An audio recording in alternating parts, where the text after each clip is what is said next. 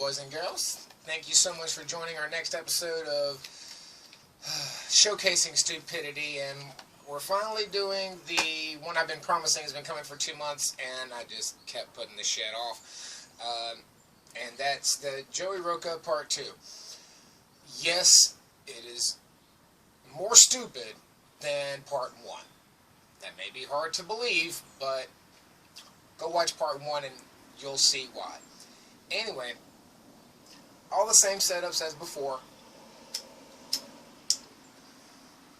I still suck at editing, so we're going to be listening to him and me responding. Go get your face protection gear, your hand mitts, because it's going to be constant. And of course, if you have issues with strong language, this is not going to be the video for you, because I'm not really even going to try to watch my language this time. Anyway, let's get into it, folks. Do we have, besides what I've given so far, that the dome is made of glass and blue obsidian? I've given you some strong evidence, some strong peer-reviewed facts about lightning. But let's get to the biggest one. Alright, this is about where we left off last time. And for the record, no, Joey, you never gave us any peer-reviewed facts or any proof or evidence. You didn't give us shit. You really didn't. Let's keep going. Shooting stars and comets. Those are a name for a phenomena that we call these objects in the sky that seem to be falling towards Earth. Now, you notice you've never seen a shooting star going up, right? Why do I mention that? Well, if the Earth was a globe, when you see a shooting star going down in America, well, then in Australia you'd see it shooting up sometimes. And right off the bat, the stupidity reasserts itself with a vengeance. Dude, it's called frame of reference. Okay? It's called frame of reference. Okay? Yes, if you're standing on the North Pole, someone standing on the South Pole is going to look like they're upside down to your frame of reference. Why is this a difficult concept for flirts? Seriously. Or vice versa. That never happens. Everybody on Earth, no matter where they're at, records shooting stars as coming downwards because the Earth is flat. It's only an up and down. But wrong. There is no up or down in 3D space. At all. Those are frames of reference. Perfect example. The blue marble pick from 1972, believe it or not, the one you see is actually one that's been inverted 180 degrees. From the point of view of the astronauts who took it on the Apollo 17, I think it is, the Earth is upside down from our point of view. In order to make it look like we expect it to, they had to turn the picture frame of reference. Getting back to my point, what are shooting stars? Well, that's a name we've given these phenomena, but I'll tell you exactly what they are. It's perlite, and perlite is a byproduct of obsidian. Perlite? Volcanic glass? What? The only way to make perlite is the byproduct of obsidian. There's no other way on. Yeah, volcanic glass. You think shooting maybe I need to go get my own oven mitts, because I almost broke my own damn nose. Meteorites and asteroids, Joey, are mostly comprised of various compositions or composites of iron and nickel iron-nickel alloys. Not fucking glass, dumbass. Oh, Jesus. Earth to make perlite. It's impossible. It's an impossibility. You can't make perlite without obsidian. It's the byproduct of it. And what happens is this obsidian, the blue glass, I'm telling you. And another thing, perlite is gray unless it's heated to a very specific temperature. After that, it can be blue, green, red, orange, black. Seriously, dude, I'm neither a geologist nor a chemical engineer. But it took me 10 seconds to Google that shit. Maybe you should try it sometime. Then you might not come across as such a dumbass. Jesus. Wait. No, never mind. Yeah, you will. Alright, move on. By the way, obsidian is made from lava being cooled rapidly. When lava cools rapidly, it turns into many things. One thing that it turns into, when it's cooled extremely rapidly, That's because perlite and obsidian are the same damn thing, dude. Organic glass. is blue glass. It's obsidian is the scientific name for it, but the layman's term is blue glass. I just said that. So the only way perlite is made is when this obsidian glass gets leached from the air of some of the molecules inside of it. This crusty stuff starts to grow on the edges of the obsidian. It's called perlite, and it's kind of charcoaly colored and really light. It's a form of glass, but it's really light and brittle. So that's where perlite comes from. Now, the reason I mention this is because you have to understand. The fact that you basically know what perlite is, yet still made the stupid claims you're trying to support. Irony, honey. Precious, precious irony. Perlite, common potting soil, in your gardening store that you get for your garden. Well, that white foamy stuff, that's perlite. It's abundant here on Earth. Every country has storehouses in the millions of it. Yet, it's non-renewable. Citation, please. I can't find any legitimate source claiming the existence of perlite in the massive amounts in storage anywhere that you're claiming, anyway. Also, you're being deliberately disingenuous again. Perlite, fast-cooled perlite, really, it rarely solidifies into your blue glass configuration.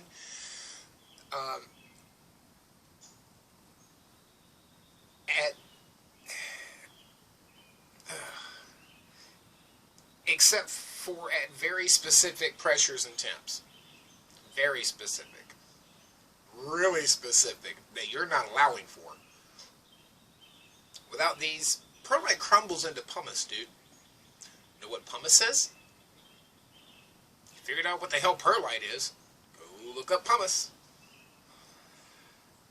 You don't know how to make it. So where's all this perlite coming from? That's where the story gets really interesting.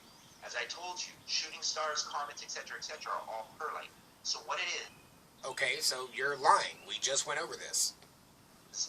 is the dome being made of blue obsidian above our heads has air everywhere, and air leaches out little molecules of the blue obsidian dome.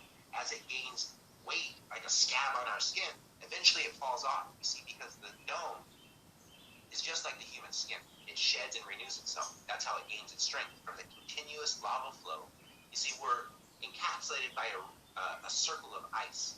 And also, if you study volcanism, the ring of fire, or the circle of volcanoes, is along the equator. But on a flat Earth map, it's just on the inner circle of the ice ring. So it's the perfect conditions to continually renew the blue obsidian dome. But getting further into it, perlite is abundant here on Earth, as I said. Perlite behaves the exact same way as... What?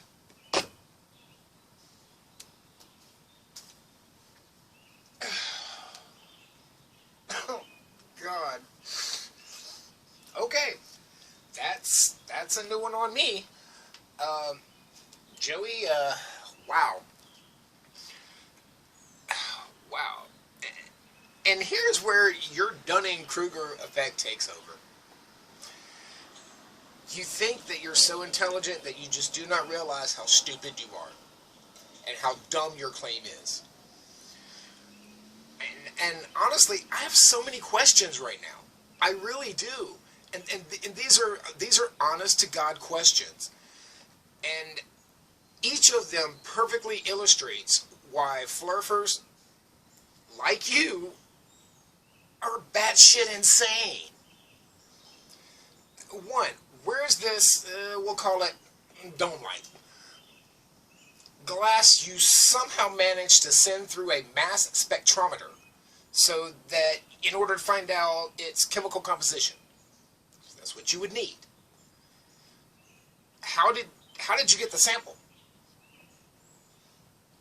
How the hell did you determine the dome light is porous enough to lose mass with zero external forces acting upon it? Because apparently it's losing mass while it's still part of the dome, I think, is what you said. How does that dome light get from volcano to dome fast enough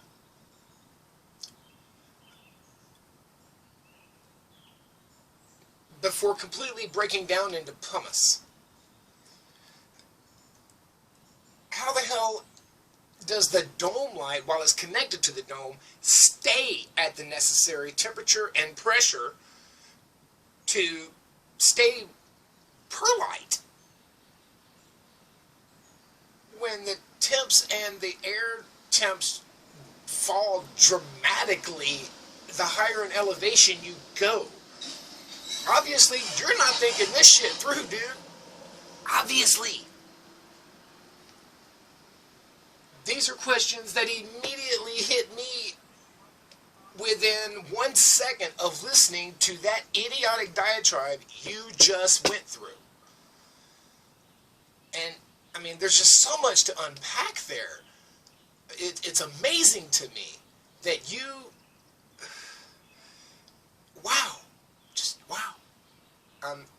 I am amazed at the level of stupid you just let pour out of your mouth. I mean, damn, I think that actually counts as an accomplishment. Good job. Holy crap. Oh my God. In fact, you know what? Let's back up. Let's go through these a little bit, and let's see if we can actually go and unpack some of this, okay? All right, let's do that. All right, so we're going to go through this again. Let's do it. That's where the story gets really interesting. As I told you, shooting stars, comets, etc., are all perlite. So what it is, no, they're not. Is the dome being made of blue obsidian above our heads has air everywhere, and the air leaches out little molecules of the blue obsidian dome. As it gains weight, like a scab on our skin, eventually it falls off. How does it gain weight? You don't believe in gravity, Joey. How does anything have weight? Weight is a function of gravity. Duh. See, because the dome is just like the human skin. It sheds and renews itself. That's how it gains its strength, from the continuous lava flow. You see, we're encapsulated by a circle of ice. What the fuck? A continuous lava flow from volcano to dome. Are you fucking insane? Where the hell does anyone, anywhere, ever see that? That is some next level shit that you couldn't miss that, Joey. How could we have missed that for the entirety of human civilization? Think about these questions, dude. Seriously. Hey. And also, if you study volcanism, the ring of fire, or the circle of volcanoes, is along the equator. Wrong. The circle of fire is a roughly circular line of volcanoes and fault lines that go around the Pacific Rim. Not the goddamn equator. They go from like New Zealand up the Pacific Coast Islands, across Alaska, and then back down the western seaboard of the North and South American continents. That's the Ring of Fire. It doesn't go around the equator.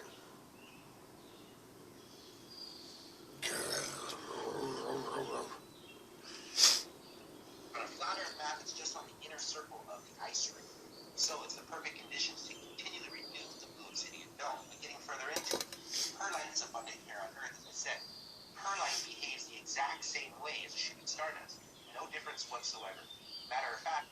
except meteorites are metal or metallic alloys of nickel and iron, and perlite is, you know, glass.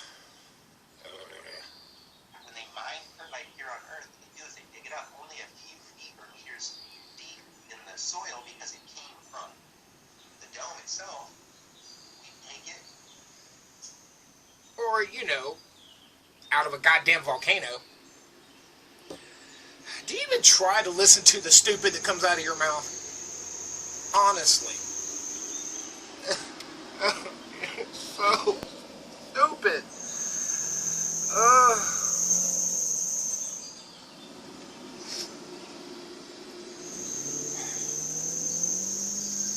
Damn, Joey. It's kind of charcoaly gray and really light. We heat it up to over 800 degrees and it turns bright white. It actually pops like popcorn, expanding about 15 to 20 times its size, leaving a white, brilliant tail behind it. Wrong again. The minimum temp to expand perlite is 1700 degrees Fahrenheit, not 800. Remember that Google suggestion I made a little while ago? You really should try it.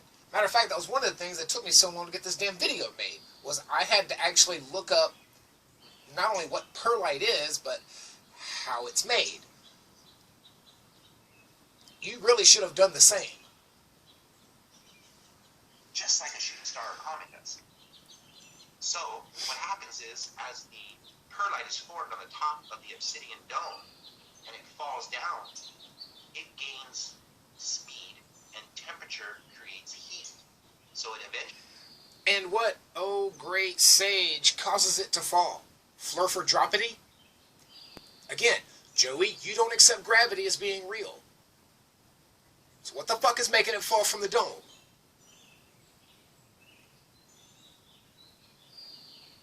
These are questions you need to answer. Preferably with an answer that can't be ripped apart by a third grader's understanding of goddamn physical science. Moron. Actually, as it's falling, it turns bright white, expands, leaving a white tail behind it. That's why perlite's... If it's falling from within the dome instead of, you know, smacking the shit out of the atmosphere at high speeds, what exactly in the hell is heating the glass, Joey? And why isn't that shit still blue when we find it? Because it's not. Except for the sample you somehow managed to send through a mass spectrometer but can't produce anymore. I mean, because believe it or not, actual meteorites are never fucking blue. Oh my god. Guys, I don't know how much more of this shit I can take. Oy vey. Y'all got me cussing in Yiddish. But in here on Earth, it's non-renewable, yet we're never going to run out of it. So... if it's not renewable, how the hell are we never going to run out of it? Those two don't meet, Joey. You idiot. Non-renewable means we can't renew it. We are going to run out of it, eventually. That's what a non-renewable resource is. That is the literal definition of fucking non-renewable. Oh, wow. I mean, Jesus Christ. How is this possible? Where is it coming from? Well, I will explain to you a little bit more detail, but it's coming straight. Ooh, I know. Volcanoes, right? Yeah. Go me. I'm so proud that I got the answer right. Yay. From the dome itself, just like our ancient ancestors said.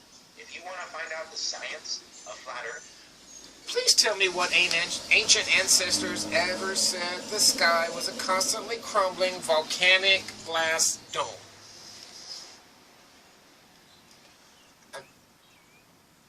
Is comparative mythology even a class course anyway? It needs to be, because I would love to take that course. I've taken comparative religion. I would love to take comparative mythology, because I would love to know which mythology you are quoting or correction, what mythology are you completely pulling shit straight from your ass from? What mythology are you quoting that said that the Earth was surrounded by a constantly crumbling fucking glass?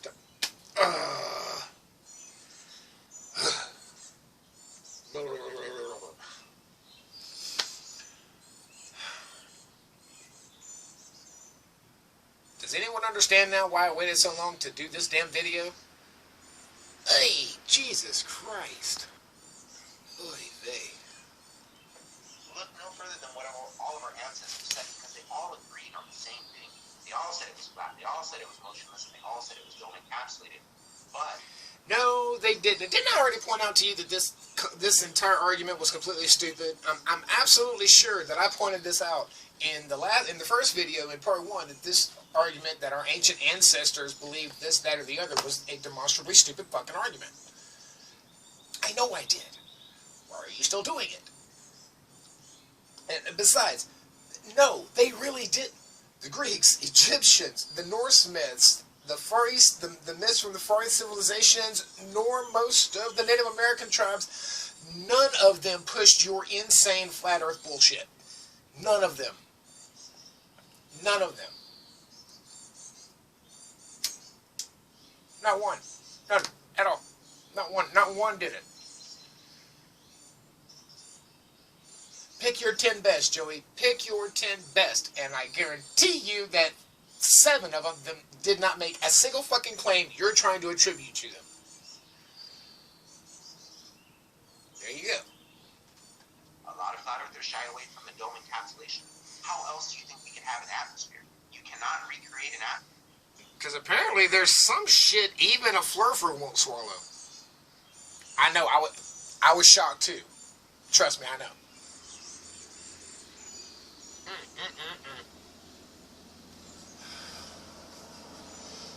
I gotta get a better studio sound. All this traffic's messing up my sound. And we all know I suck at editing, so I'm just gonna leave it in.